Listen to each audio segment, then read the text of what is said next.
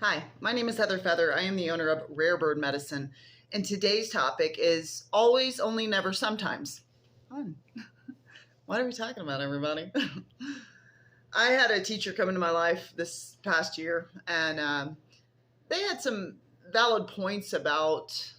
I love all faith traditions, all spiritual philosophies, and they were talking about Gnostic principles under which God gave the word and the word was good, and that is indicative of us being impeccable with our word, which you may have read in the Four Agreements or in a Toltec wisdom, this component of being really impeccable with one's speech. Now, one of the things they were elucidating for me and bringing my awareness and attention to is how often I speak in extremes, how often I say always, only, never, when I say thee instead of a.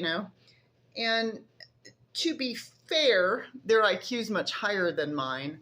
So it's important to understand that a lot of the expectations we place upon the world often stem from a place of not acknowledging our own gifts and expecting others to have the same magnitude of gifts that we have. So we can do that, but we might find a lot of frustration because not everyone has your same gifts and not everyone has them to the same magnitude that you do. And so if you find yourself getting frustrated with a two-legged that doesn't know something that you know, one thing to stop and consider is, wait, have I evolved or developed a life skill beyond what that two-legged has on this particular topic? Maybe I should cherish my gifts, and maybe I should not be so perfectionistic about where someone else comes from regarding my given gifts, because everybody has different gifts. I am not going to be adept at driving a tractor or heart surgery. You know what I mean? Those aren't my gifts.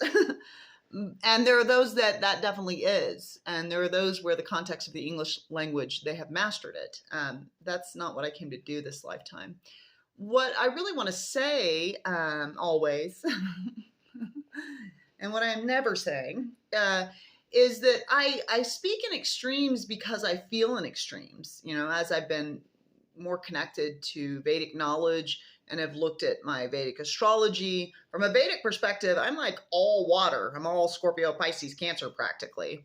There's actually a little bit of earth in there, oddly, from a Vedic perspective, but mostly water. And as a deep feeler, when I express, I'm often expressing the extreme emotion that I feel in response to what I'm saying, the intensity of the feeling, which feels more like an always or a never. It doesn't feel like a sometimes, So I do speak in extremes, and most of the beings that are around me are able to get the context and the gist of what I mean. And I can see, I'm always happy to consider my own evaluation, my own growth, my own evolution. I've spent some time really marinating on this offering that's been handed to me this year. What I've found to be true for me is that I don't seek to stop doing that. And part of the reason, number one, let's just start here. I don't ever choose to be the woman that I am based on what other two-leggeds expect of me or would choose for me. Like I would choose for you to speak in this way. I would choose for you to dress in this way. I would choose for you to have long hair. I would choose for you to do a manicure, whatever it is. Like I'm not a video game, right? You're not choosing my character. The character is chosen. The role is taken. And this is who I am. Now, if you're not able to love me as the being that I am, that's okay. It sounds like you're struggling with judgment, and I don't need to judge you for being judgmental. If I do, I can forgive myself and you for judging. But I also can just come from love and not judge that. What I do know is that I and spirit are the definers of my character. I've seen this in a lot of different facets. We're working with a shaman that's constantly like, they're not a shaman, they're not a shaman. One day you can be a shaman, and telling people what they are. And titles, to me, are not doled out by two-leggeds. I mean, they are in the corporate world, but that's not the shamanic realm. So titles are not given by a two-legged. I'm not going to go out, you're enlightened, you're not enlightened. I'm like, what the heck do I know? You know what I mean? Like, I'm just labeling stuff. I'm just making up labels and deciding what gets to hold it. I am not the decider of what an entity is. And truly, as we tend to label things, we tend to put things in boxes and minimize the infinite capacity and probability that a given being is. You always have more that you can be. You always have more that you can do. You never have to evolve. You never have to expand. You never have to express more. You always have the opportunity to, should you choose to do so. And so you are free and you have free will. And for me, it comes down to understanding. I feel like there's this principal lesson, this foundational lesson that's been shaking in the web or flushing up around Heather Feather is the chooser of the character called Heather Feather. And she chooses this character based on a vast matrix of experiences, from my perspective, that don't just come from this lifetime, many, many lifetimes. So when another two-legged comes in and wants to come in and say, what would really help your character is your sentence structure. I've seen this a lot this past year. This neighbor over here thinks what would help my character is to not walk so close to his property. This neighbor over here thinks what would help my character is to not have emotional upset in the parking lot. Baby, I'm water, okay? I don't know if you know this, but it's water. It's coming out. It's not like rain comes down and boo-boo. It doesn't go up. You know what I mean? So you can want to control my emotions, my sentence structure, my pathway, the way I walk, my labels, my titles. You can want to correct. You can want to change. But here's the thing that gives me so much peace in the past few years, really since I've stepped onto this medicine path, is the understanding that I am never, and fundamentally I'm a great freedom lover. I've never felt like I am.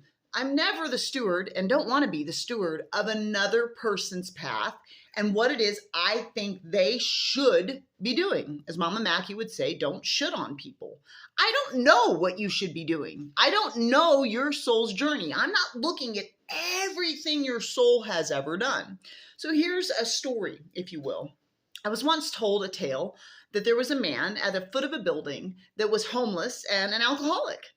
And he, as a soul, chose to incarnate at the foot of this building where an attorney that worked in the building would come down every evening and pass this homeless man to go to the car garage. And this soul, this homeless alcoholic man, was actually an extremely evolved entity.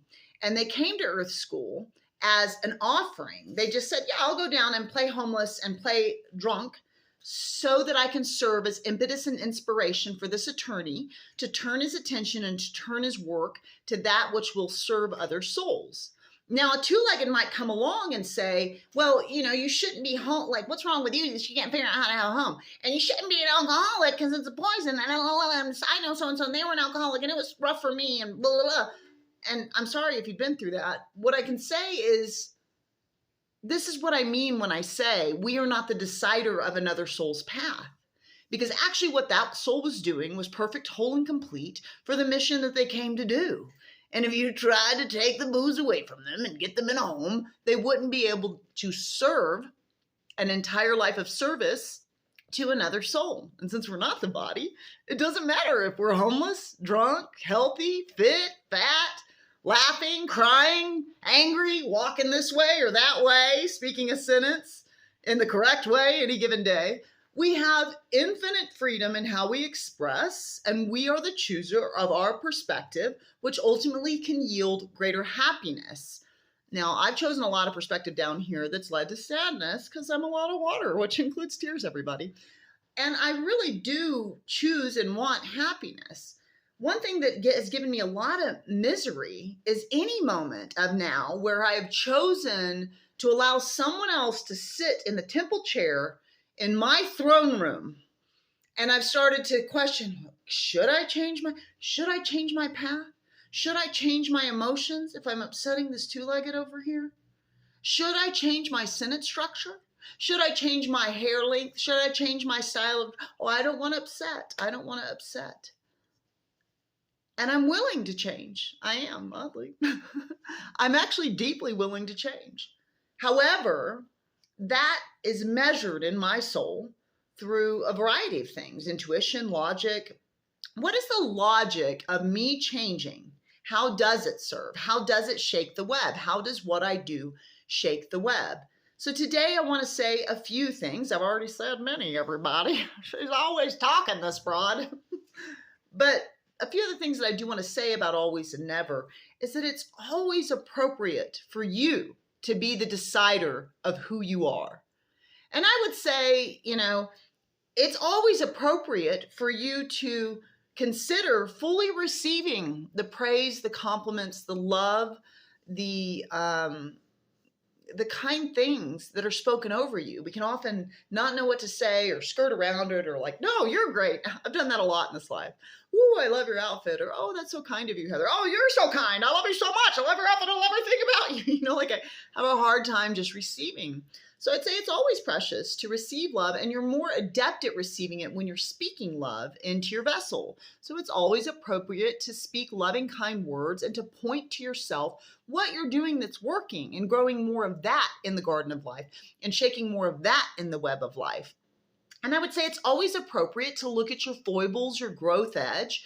Other two-leggeds don't need to hand it to you because you have the propensity and capacity to turn your own attention within to see what growth work you have to do for your own evolution and understanding. So it's always appropriate to be willing to take a look at the self and where your own growth edge is without judgment, without judging yourself. I don't have to attack myself because my emotions upset other people whenever I choose to feel them, or because I seem to think I have the freedom to walk on the earth, whatever it is, or because I speak the way that I do. You don't have to like my character. You can hate any character in any game, in any perspective, in any life. You have free will. And I'm not here to tell you who to love and who to hate. And I'm not here to tell you who to be. But I am and always will be the steward of me. I'm with me every breath. I spend more time with me than any other entity. So it's important that I be attentive to being the chooser of who is it that I want to be. I want to be generous of spirit. I want to be a difference maker. I want my life to make a difference. I've been handed a lot of poison. I want to be attentive to whether I'm handing medicine or not. I want to be ever attentive to the amount I need to listen and to the amount I need to speak. I don't want to just myopically allow my mouth to blah, out, which it does. The good Lord knows it does, especially when I'm working. I'm just, blah. It's like, stop talking. What are you doing? Stop talking, mouth. But if I want to make that decision to listen and practice listening more, I don't want to make that decision because some other two-legged has come over to me and been like, can you talk less? Fundamentally, we are responsible for our own happiness. So if somebody's talking a lot and you don't want to hear that, you're the commander of your body. You can pick that ship up and move on to another shore. You know what I mean? You don't have to stick around, So you have freedom too. I personally would say it's never appropriate to assume or presume that you who are with you every breath, you're with you more than any other entity, are the decider for how somebody else gets to be. So let's just think for a minute about the people we're judging in our life. Like if that person would just be nice, if that person would just understand me. Here's another truth I've always found to be truth because there are many absolutes in my realm, because this realm is not a static realm. It's a dynamic realm. It's got infinite multiverses, and every moment of now has so much potentiality and probability in my perspective, which is always possibly wrong. And still, from my reality, the dynamics of this realm, it causes a lot of absolutes because it's absolutely true that you are as free as you let yourself be. It's absolutely true that most two-leggeds find that they are the problem in their life. You are the reason you have so much strife because you are the chooser of your perspective in this life. Not easy. I'm not saying it's easy to choose the one that is joyous. Takes a lot of work, but it is work you can choose to do. I'm constantly working on that. I will say that it is never appropriate from my perspective in my multiverse, which is not yours, and that's fine. It is never appropriate to dictate to another who or how they should be. Like, what's up with the tyranny down here? Focus on you, star player. Focus on you. You can always subscribe to Rare Bird Medicine on YouTube. Like and comment there. I'd love to hear your thoughts. And I hope you have a very wonderful day, always loving yourself. Blessed be.